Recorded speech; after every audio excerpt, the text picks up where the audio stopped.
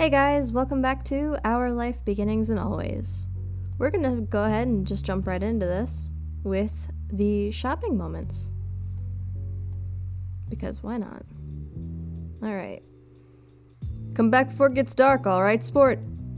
The familiar voice drifted across the street and drew your attention away from the snail you'd been watching inch slowly across the pavement. Cove waited in front of his dad, pushing his green hair back off his face from where the breeze was blowing it over his glasses. He looked to be paying only a mild amount of attention as he was being handed a few slips of green paper. It reminded you of when you'd first met Mr. Holden, although he's probably not paying Cove to be friends with himself. Cove's dad seemed to feel your gaze somehow, or maybe you made a noise, because a second later his eyes were on you. He waved you over with a smile. He looked happy to see you, but you still felt a little weird for getting caught. You've got to learn how to be more sneaky. You brushed your hands together to free them of sand, then jogged over to join the two, smiling at Cove first and then his dad. In turn, Cove shuffled his feet in place as you got closer. Ash. Hi. How's it going? Good to see you again. What excitement are you up to today, Ash? Taking a walk. I found a pretty cool snail across the road. There's lots of snails around here. Mr. Holden grinned at you kindly. After you finished answering the question, Mr. Holden's attention returned to Cove, who was preoccupied with folding the bills he had into tiny rectangles. Sounds fun. You know, Cove was about to hit the stores by the beach. Why don't you go with him? Yeah. You can come. You immediately grinned at the idea. You hadn't been sure if you'd see Cove today, and now he was inviting you somewhere. This day couldn't get much better. Great, I'm sure you guys will have loads of fun. Mr. Holden reached into his pocket and pulled out a leather wallet filled with money. You found it odd, since your mom's only ever seemed to have cards in theirs. Here. He leaned in to pass a crisp 10 to Cove, giving him a wink and a whisper. Get something for your friend, too. Sure. Good kid. That's my boy. Cove's dad ruffled his son's hair as he was straightening back up, the bill in his hand still held out toward the green-haired boy. Take care. Cove accepted the bill after a second and slipped it into his pocket. Then, with one last nod to his dad, he turned and started walking.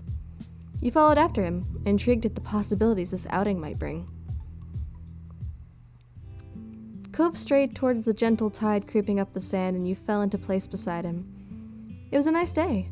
The sun was shining, and there weren't many clouds in the sky, though the wind coming off the ocean kept it from being too hot. You took in a deep breath, enjoying the scent of salt and ocean air. When you looked at Cove, he was dragging his feet through the sand a little, and you slowed down to wait for him. His eyes searched the ground intently. Are you looking for shells? Cove startled a little at the sound of your voice, and mumbled a sort of. If you see any, you can let me know. You could manage that. You dropped your view to the sand, walking carefully so you didn't step on any. You were good at finding shells. You had a lot of them at home, and always found new ones whenever you visited the beach. The comforting sound of the waves filled the silence with pleasant white noise, and you played a little game with yourself as you walked along, getting as close to the water as possible without getting wet. It resulted in you having to run up the sand quickly when a wave rushed in more than a few times, and although Cove threw a few glances your way, he didn't say a word. What do you usually do on the beach? Lots of things. I like bodyboarding and volleyball and surfing and everything and stuff. The idea of standing on a big board while the waves propelled you towards the shore was mystifying. I'm not allowed to surf. It looks hard.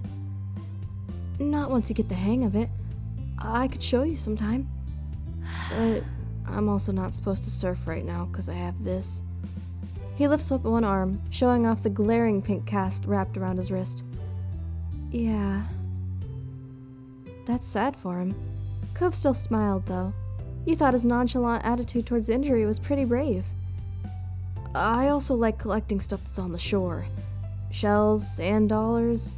I found a shark tooth once. You did? Cove stretched out his forefinger and thumb. It was this long. That was somehow both scary and delightful. No way! I mean it. I still have it under my bed.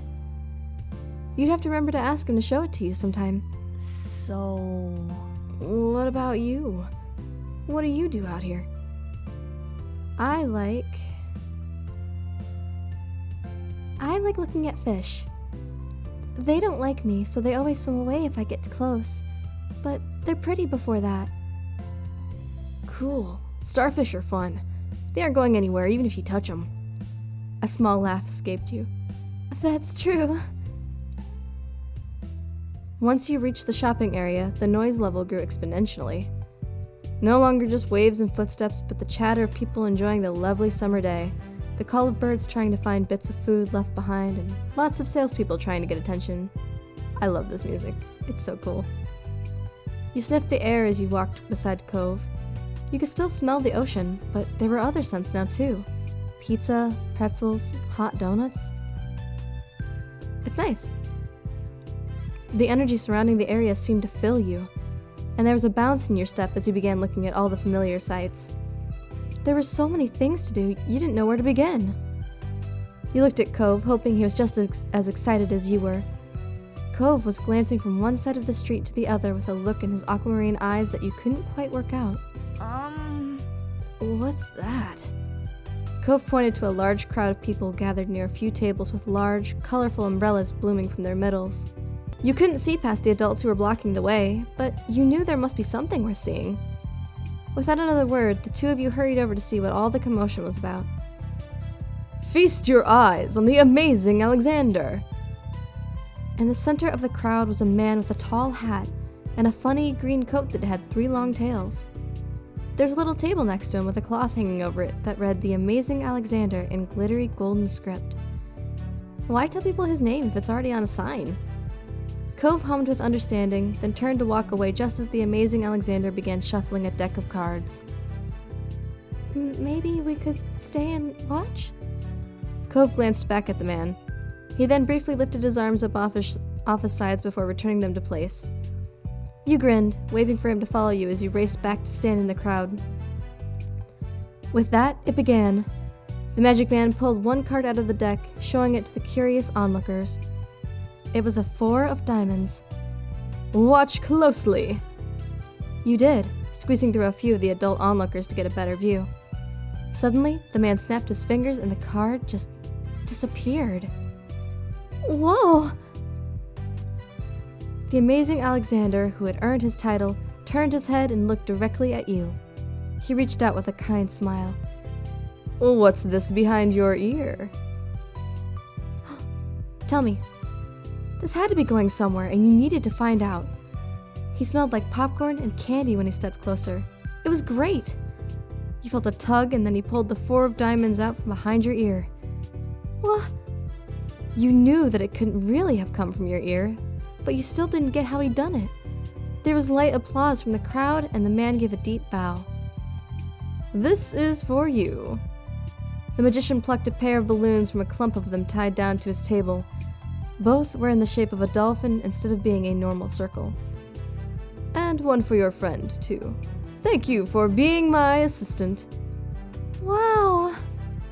Now you were really grateful he chose you. After that, he went to someone else in the crowd. Pick a card, any card. My uncle does that every time he visits. Not the balloons, the stuff with cards. Cove spoke plainly while reaching over to take the dolphin that had been designated for him. You wondered if Cove's whole family was magic. If so, he was lucky. The crowd started to clear some, and you noticed at the side there was a whole rack of brightly colored kaleidoscopes on display. I'm going to pick up a magic 8-ball. Oh, these are cool. You shifted your balloon string to the other hand so you could hold it up in front of you. Then you thought of a question in your mind, shaking the ball and hearing some kind of liquid slosh around inside it.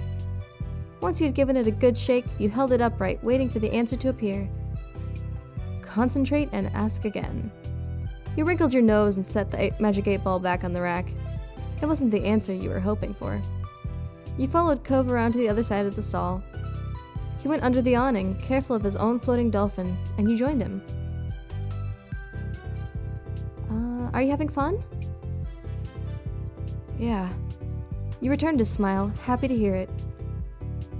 When Cove moved towards some stalls nearby, you followed beside him.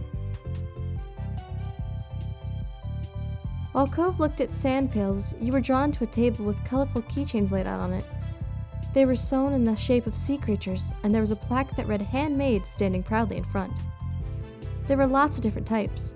You saw a dolphin, a shark, a crab, a turtle. Come on, pick up the dolphin. Your hand stopped on the dolphin, so similar to your balloon animal. It was made of a bright material that caught the sunlight when you picked it up. You remembered once seeing a pod of dolphins swimming out in the distance at the beach, jumping out of the water and splashing as they dived back in again. That was a great day. You were instantly enamored. Checking the price, though, your heart fell. $6? You didn't know much about money, but you thought that was a lot to spend on one thing. You rarely had more than a $5 bill to your name. Is that what you want? Huh? Oh, it's $6. I didn't bring any money. All right. It's fine. Are you sure? Cove took the keychain from your hands, and that was that. He was holding a small yellow bucket for himself, too. It's cool. You should get it. You smiled, pleased to have things work out. It was nice of Cove's dad to let Cove buy something for you, too. You had to remember to thank him next time you saw him. After Cove paid, the two of you stepped out of the store side by side, your balloon dolphins knocking together and spiraling around in the air. You watched Cove hold up his new pail to his face, examining it thoroughly. Hey, Cove. Yeah? I really like this keychain. Thank you. Cove looked over and you held it up so he could see better. I like it too. Cove looked further down the street where different food carts were lined up. He rested his non-cast arm over his stomach, and just as he did, yours let out a light growl. You hadn't eaten since breakfast, and after all of this wandering around, you were definitely ready for some lunch. Let's get some food. Yeah. You two wandered around a short while, looking at all the delicacies that were available. Everything looked delicious, and as the different smells, both sweet and salty, wafted over to you, your stomach growled even louder. After passing up hot dogs, snow cones, ice cream, and pizza, you both agreed on pretzels. Cove got something sweet and cinnamony, and you... I got one with cheese. You licked your lips hungrily as the vendor handed your pretzel over, ready to take a big bite.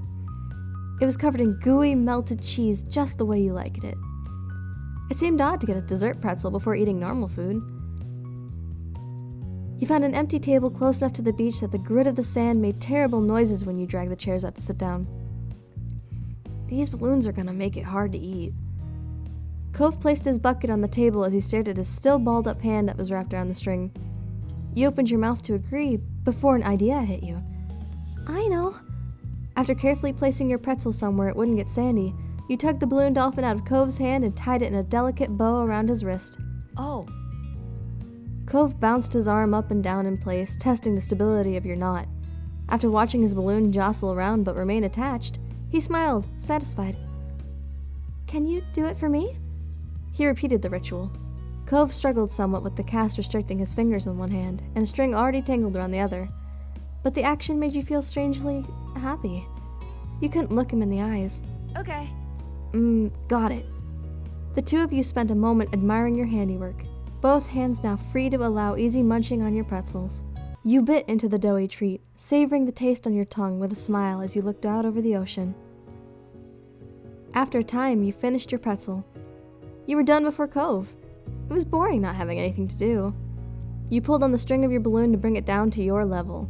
Then you held the dolphin in your hands, manipulating it to make it look like it was jumping through the air. If you turned to face towards the beach, it almost looked like it was swimming in the waves like a real dolphin. A laugh came from your side. When you glanced back at Cove, he had left the remaining part of his pretzel in the wrapper and was gripping his dolphin too. Mine's name is Merryweather. He's the Prince of the Dolphins. He wears a crown made of seaweed and all of his friends are merfolk.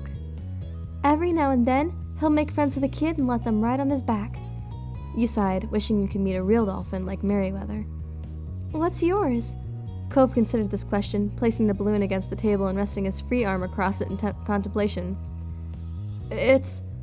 With a loud pop, the dolphin exploded into ribbons. Oh no. For a second, all Cove did was gape in shock, like you. Then his cheeks puffed up, squinting his eyes, and you saw tears start to glisten. Ash! You offered to find Alexander. Don't cry. We can see if we can find the amazing Alexander again. I'm sure he'll give you another one. Cove looked over at you, tears rolling down his cheeks. Okay. Thanks, Ash. Come on, let's go. I'm gonna take his hand. You took hold of Cove's hand. He brought his gaze back down and gripped yours in turn. The two of you started to head back to where you remembered the magical man being. He wasn't there. He wasn't anywhere.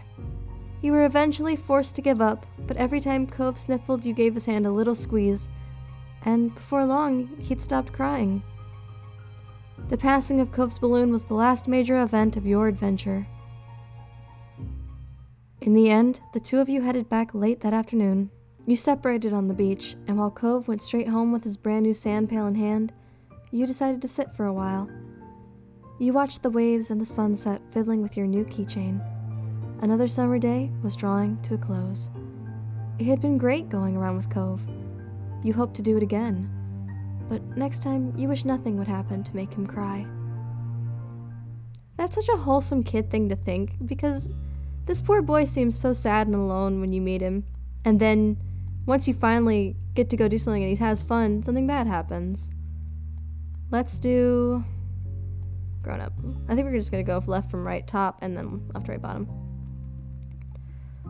One sweltering summer day, you were in your living room with Cove, listening to the sounds of the birds chattering outside the window while you lay across the rug on the floor. Cove's dad had dropped him off earlier, and your moms had left the two of you, along with Lizzie, to play amongst yourselves. It had been too hot to go outside in the afternoon, at least according to Mommy, so your sister was starting to get impatient waiting for her golf class that evening. The three of you had had trouble finding something fun to do. The beach and the playground were off limits, and you felt that it was too warm for anything like playing with your fuzzy toy animals. Then, suddenly, a light came to Lizzie's big brown eyes and her smile spread wide across her face. Having an idea gave her a new wave of energy. Since we're stuck inside, we should be adults. They don't play outdoors anyways. They're always inside and telling people they're too busy to play. Why? Duh. I said why, and it'll be fun. Duh. What do they do inside that we don't? Besides use the phone a lot. Excluding a small huff, Lizzie decides to ignore Cove. What do you think? Do you want to? Cove said it. That doesn't sound fun. Come on! Neither of you have had one single idea all day. You could tell that Lizzie wasn't about to give in at any time soon. Fine. With her victory against Cove under her belt, Lizzie turned to you, triumphant. Okay, I'll stay. I hope this is as fun as you're promising it'll be. Lizzie looked at you, deadly serious. It's the most exciting idea I've had all week. Satisfied that neither of you were about to bail on her, Lizzie thought over her options while you watched. After a few seconds, she clapped her hands together and beamed, apparently having settled on something without asking either of you. Okay. I'm gonna be a professional golfer. Ash, you and Cove can be a beach volleyball player, a gymnast, or a tennis player. Why can't we pick anything we want? Because I have a fun idea, that's why. And we have to play sports as adults? Yep. But there's other kinds of sports too. Right? It isn't the same. What do you think, Ash? Don't those choices sound super cool? You want to be that, huh? Isn't there anything else we can be? Lizzie stomped a foot on the ground. No. Come on, just decide already. Knowing Lizzie wouldn't let this go anytime soon, you sighed. Cove was not impressed with Lizzie's attitude, though he didn't bother talking more about it for now. You thought over the list of possibilities. Beach volleyball, gymnastics, or tennis. Out of all of them, you'd prefer to play beach volleyball. If you couldn't spend the afternoon at the beach for real, then you might as well pretend you were there. You could even wear your swimsuit to make it seem more realistic, although Lizzie probably wouldn't let you run off and do that now that she had you here. Yes, that was clearly the top option. Okay, I'm gonna be a volleyball player. All right.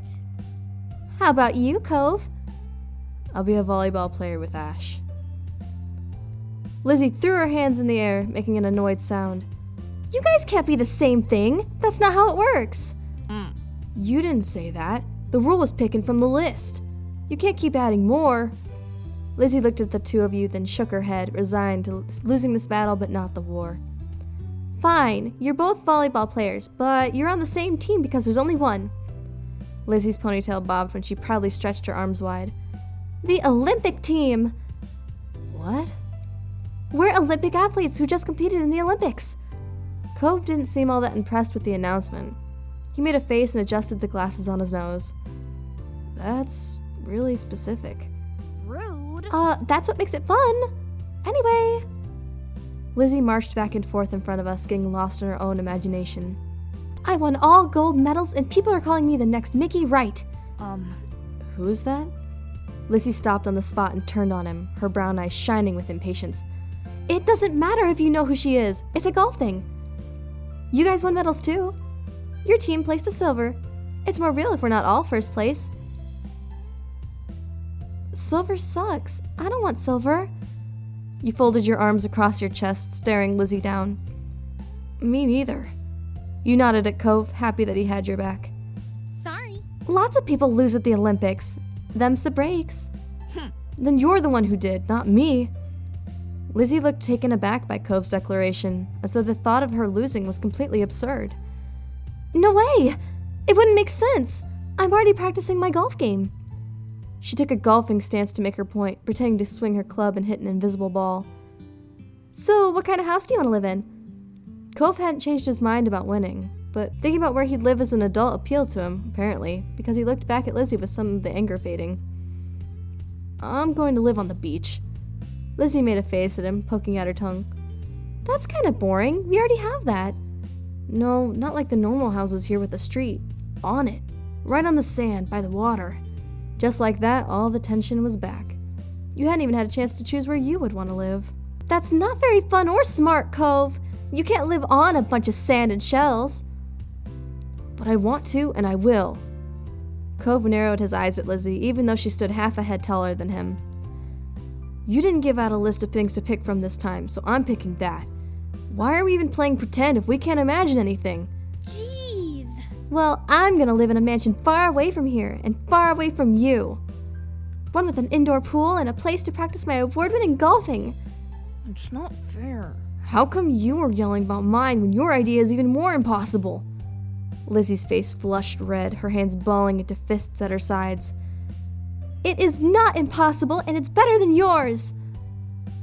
Disagreements always seemed to crop up when the two of them were together, and you always felt like you were stuck in the middle. But when it came to the topic at hand this time, you thought being on the beach was cooler. Who wouldn't want to live on the beach? It'd be really great. You could have windows made from driftwood and seashell wind chimes. Ugh! Somehow, you agreeing with him made Cove look nervous. Oh, look at his blushing face. He tried to ignore it by continuing his debate with Lizzie. You can swim whenever you want if you live on the beach. We can still swim anytime we want from where we live now. Being a little closer doesn't mean anything.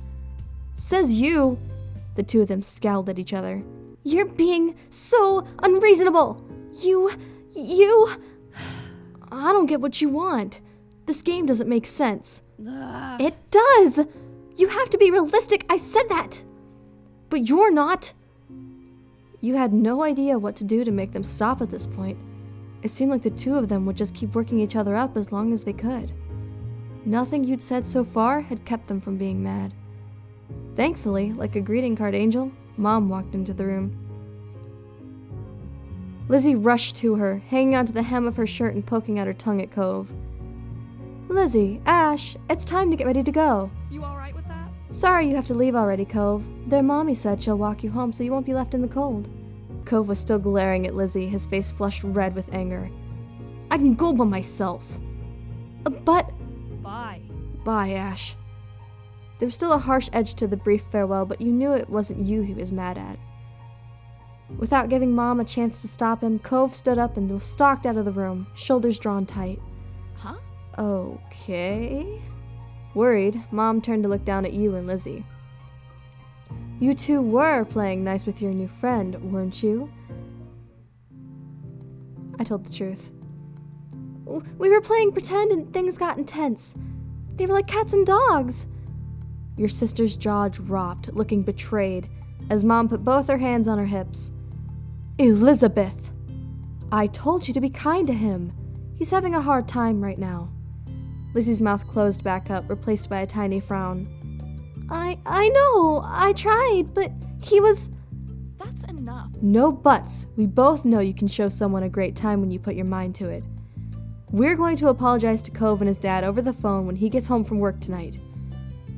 Lizzie hung her head, dragging a foot across the ground in front of her. Okay, Mom. Good girl. You caught pieces of Lizzie sulking to herself about how it was his fault too, but it was over. Ah, right! We better get a move on. Let's go. Let's go, kids. Noelani! Where did you leave the car keys? Mom hustled you all out the door, and you noticed during the car ride to golf practice that Lizzie was quieter than usual. She was usually the first one to request which music to listen to in the car, but she didn't say a thing. Your parents noticed she wasn't in a mood to be bothered. They gave her space, and Mommy just asked you what you'd like to listen to. You chose a song you knew Lizzie liked. Maybe that would cheer her up. You were happy to see it brightened her up right away, and she started singing along with you. Soon enough, her bad mood was a thing of the past. When the car ride was over, you spent the twilight hour watching Lizzie hit things with other girls her age.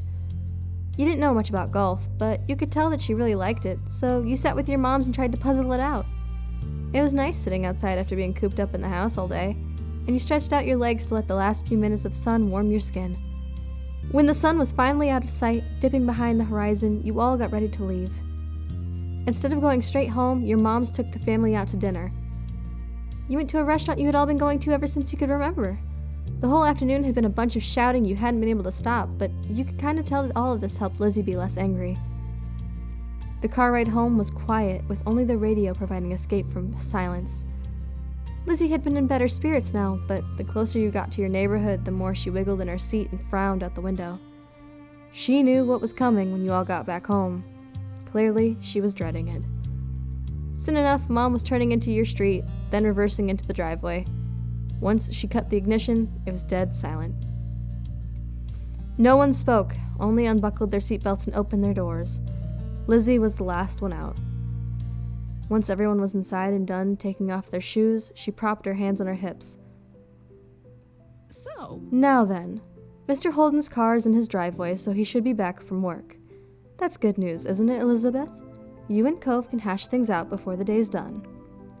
Lizzie didn't complain or put up a fight. Her head ducked so she didn't have to meet anyone's eyes. She nodded once. Good. Let's move this to the kitchen. Mom went over to the house phone, the rest of you following behind her. Mommy put a gentle hand on Lizzie's shoulder as they walked side by side. You watched them from the back. This was only happening because you told on Lizzie. You didn't regret it. You frowned to yourself, recalling how Cove had left in such a bad way. You wished that you could have done more for him. Hopefully he would feel better by tomorrow. You wanted to hang out with him again. The four of you stood around the kitchen in a lopsided square. All eyes were on Lizzie, who kept her gaze on the floor. You remember the number for Cove's house, don't you, honey? Lizzie jerked her head in another nod, sullen. Without further prompting, she stepped forward and she began to dial. Mom reached over and pressed a button on the base. Suddenly, you could hear the phone ringing. She turned on the speaker. The phone rang a couple of times, then stopped. Mr. Holden's warm voice came through the other end. Evening, Holden residence. Lizzie looked over at Mommy, unsure. She nodded encouragingly. Hi, Mr. Holden. It's, Lizzie. Can I talk to Cove? Absolutely. Lizzie Corinthos? What a surprise! But of course you can say hey to the boy. He sounded cheery as usual, though definitely meant it when he said it was a surprise. You thought hard, and you were sure that your sister had never called Cove's house before. Mom spoke up before Mr. Holden or Lizzie could say anything more. Her arms were crossed over her chest, her lips pursed. Hi, Cliff. No, Lonnie, Ash, and I are here too. Good evening. We're sorry to bother you so late. Hi, Mr. Holden. Gang's all here, huh? Is something the matter? His voice grew a bit concerned. Mommy was quick to reassure him. No, well, yes, but it's going to be okay. Lizzie and Cove got into a bit of a fight today. We were hoping that the two of them could talk and make up. Is this a good time for you and Cove? What? A fight? Cove didn't tell me anything about that when I came home. It does explain the funk he's been in tonight. He chuckled lightly. Despite that, it didn't seem like he really thought it was funny. Anyway, it's good. You didn't catch us at a bad time. I'll go grab him for you. There was some shuffling on the other end. He must not have gone far because you could still hear him calling out. Cove! There's someone on the phone for you. After a beat of silence, there was more muffled talking from Cove's dad. Come on, bud. Lizzie called just so she could talk to you. Are you sure? Ash is on the other end listening too. Don't you want to say hi? It took a bit of back and forth, though the conversation seemed one-sided since you couldn't hear Cove properly. Eventually, Cove took the phone from his dad. Hi. Hey, it's Lizzie. Yeah, I know. Dad told me. Cove's tone was defensive. Lizzie turned to Mom, scowling. One stern look from her, though, and Lizzie turned away. Sorry. I just called to say I'm sorry for not playing nice with you today. I won't do it again. Lizzie's eyes were downcast, her voice low. You could tell she felt uncomfortable apologizing to Cove in front of everyone. She was still being genuine about feeling bad. Cove must have realized that too because he sighed quietly. Me and Ash should get gold too. That's right. Lizzie had kept denying you two what you deserved.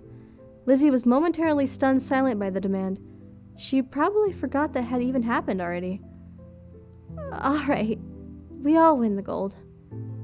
Okay. I guess I'm sorry too. A sense of relief washed over everyone at his acceptance of the apology.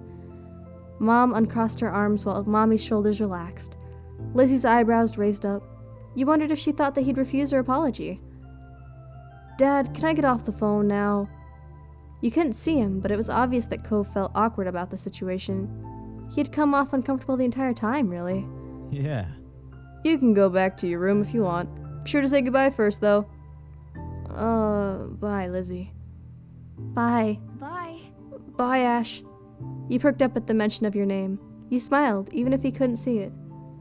Bye, Cove. With that said, Cove must have handed the phone to his dad and left, since Mr. Holden spoke up. That's a relief.